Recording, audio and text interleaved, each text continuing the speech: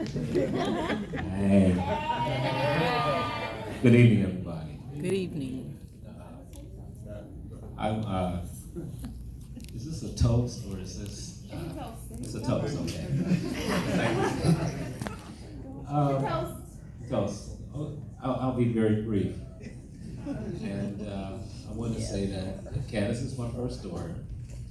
And I remember everybody calling you ambitious and focused and everything. And it's really true. And she's started in the womb. I'll never forget that, okay, Rob came out. My son came out breech. He was like, this is how I want to do it. Bridget just wouldn't come out. And Candace came out, of course, right on schedule. She let me and her mom were doing something, and she waited until we were finished. That evening, and she says, okay, I read the manual, it's time, right? And I remember I insisted that my baby girl needed chilled juice as soon as she woke up. And I just felt like that was my job, to always make sure that you had your chilled orange juice. Immediately when you woke up, I was really focused on that for some reason. I remember your first preschool ride where you scouted it out and there were no other parents on the bus. As me and your mom were trying to get on the bus, you turned around and pushed us down the stairs and said, bye, I'm off. We lived so many places, yeah, that was you. We lived so many places, Chicago, Boston, Philadelphia, you've gone on to Atlanta. And with each place you went, you made a home. And you really led us. You are really the glue that keeps us all together, and I think you know that. Okay, you really keep us all together. I knew you were special in high school when you were reading the history of European plagues for light reading. I remember, sorry, you're busted. I remember editing your senior essay on Frankenstein. And of all my children, you're the only one who would accept my edits and come back. I remember you traveling when you were a junior in high school, a junior in college, to go to Germany to study the European Union and how that all worked. And I've always been so proud of you. My side of the story, when Askia comes on the scene, is that, yeah, I have my side of it. We were, it was after Bridget's wedding. And I remember you weren't really feeling that well at the end of the wedding, and we were at the house in Philadelphia.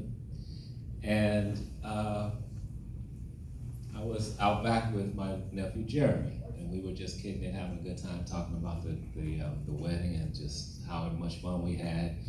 And I thought you were down for the count, and I'm on the back porch, and a car pulls up.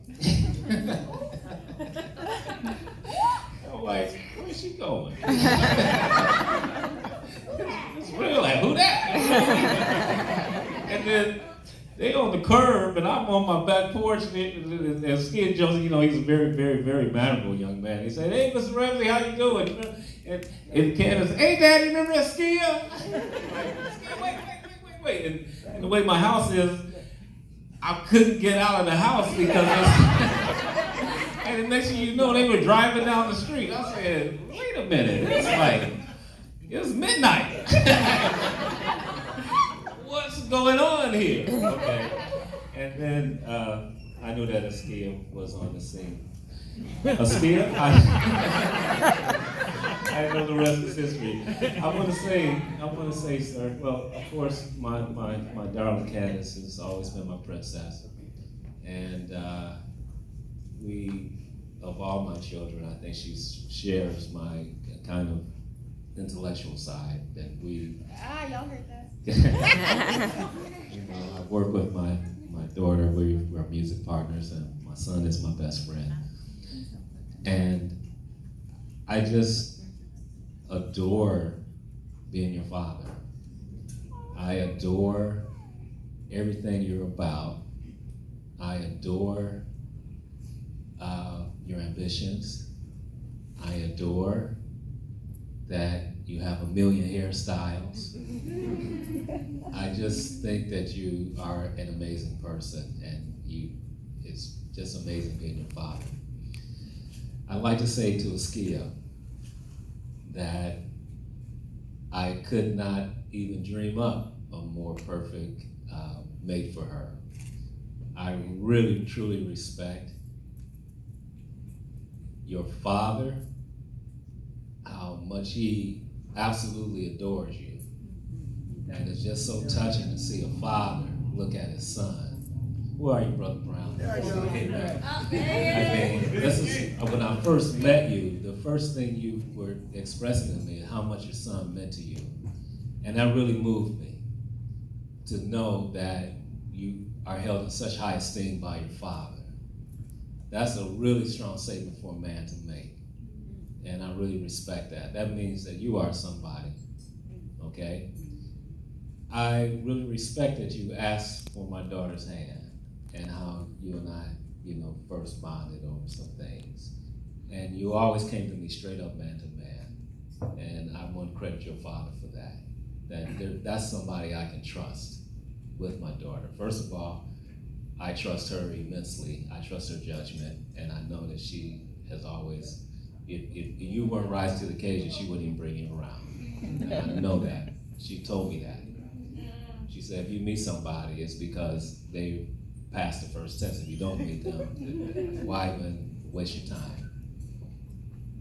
I also appreciate that all these young men that you have around you, standing with you, you know what that tells me as a father? That you're someone who treasures and appreciates commitment. Because if you're still hanging with the same brothers that you have been hanging with since high school, and you guys are long out of college and you're still as tight as you are, that means you understand the power of relationships. You understand that nobody is an island. You understand that it takes a village, not only to just raise children, but it takes a village to even survive.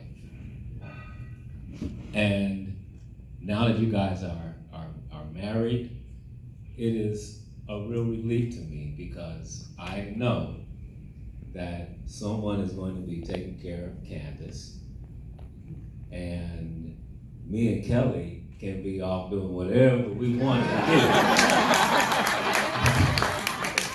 We say, bye, see y'all in 6 months, we're going to Tahiti. Okay, I hope I didn't go too long. I just want to tell you both, I wish you the best. I'm so happy as I meet all of the Browns. I'm so happy that Candace is part of this great family, a family that has so much unity, a family that's warm, a family that's funny, with a grandmother who's at the head, running the whole show and keeping everybody in order. We understand that kind of family. And so I want to tell you both, I love you both, and I wish you all the happiness in the world. Thank you, everybody.